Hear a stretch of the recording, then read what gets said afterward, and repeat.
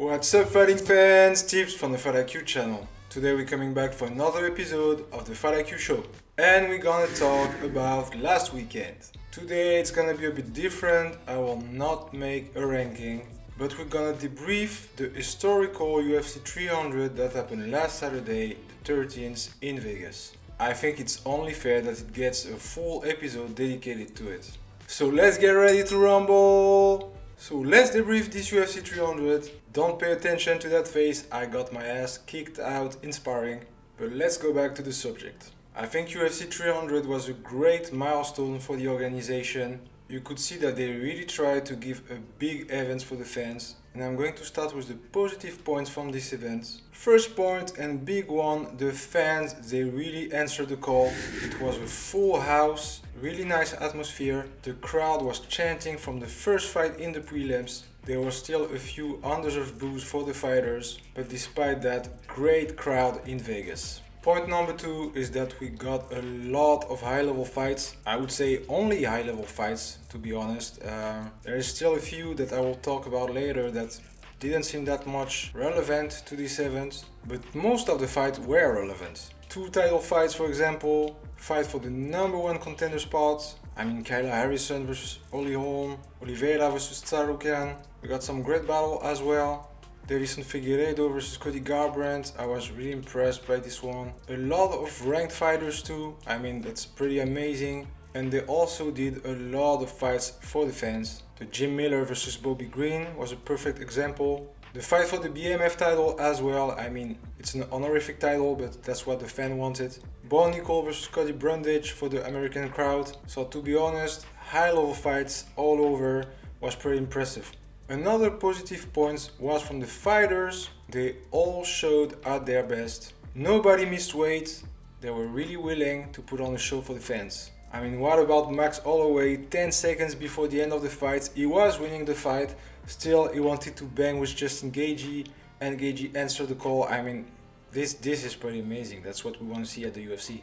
Figueiredo versus Garbrandt, both willing to take risks, both aiming for the finish. It was the very first fight and I think it was a great way to start the evening.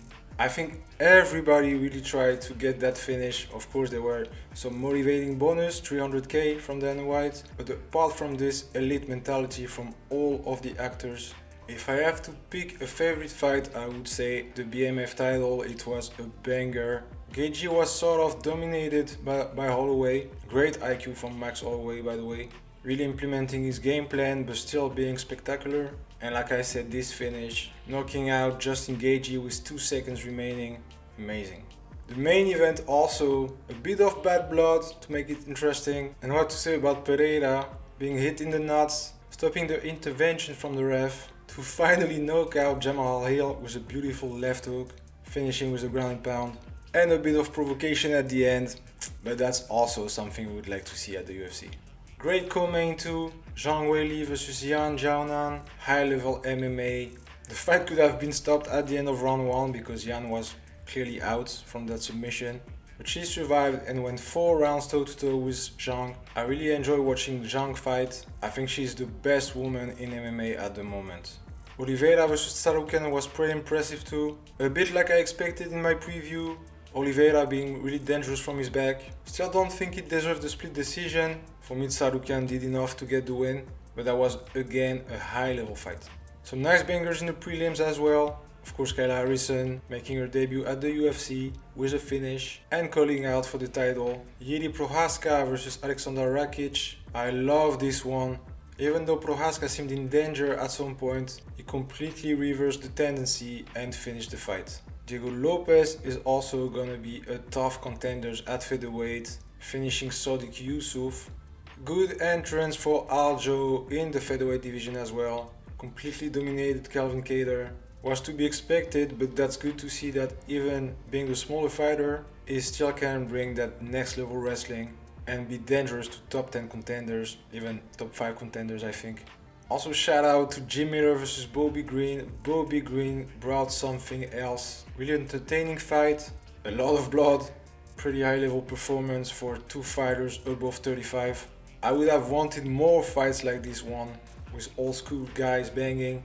Thank you UFC. Now let's start with the criticism. Even though that card was freaking great, I missed some UFC legends in it. We heard a lot of rumors that were never confirmed by Dana White or the UFC, like bringing back Georges St. Pierre or Khabib or even Ronda Rousey. And I think we missed that big super fight in that card.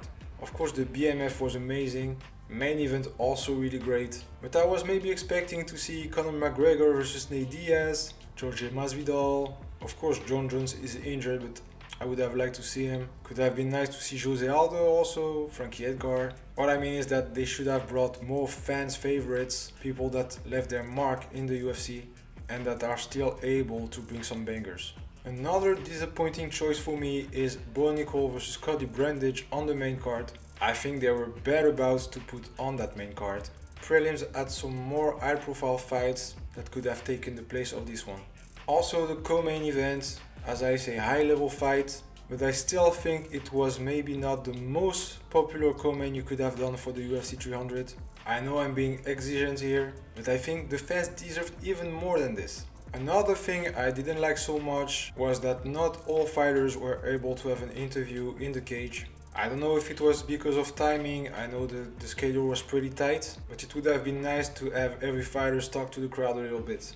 A really important point now, I would have really liked to see the whole crew at the commentary. Bisping, Laura Senko, even Dominic Cruz. One crew could have done the prelims for example and the other crew the main card. They could have also brought some former fighters that left their mark in the UFC, some Hall of Famers to get to talk a little bit with the crew or even do commentary. I think the UFC could have played a little bit more on that, at least for the old fans, and to pay a tribute for those amazing legends of our sport.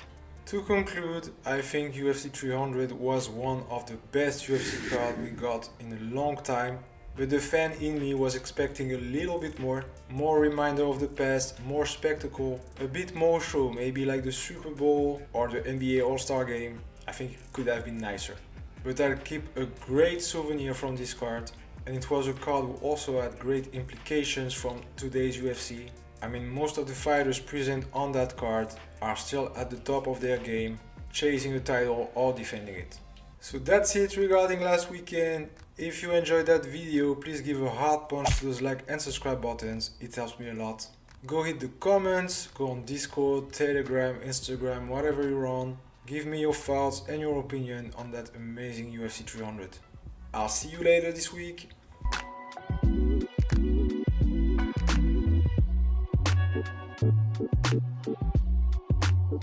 Thank you.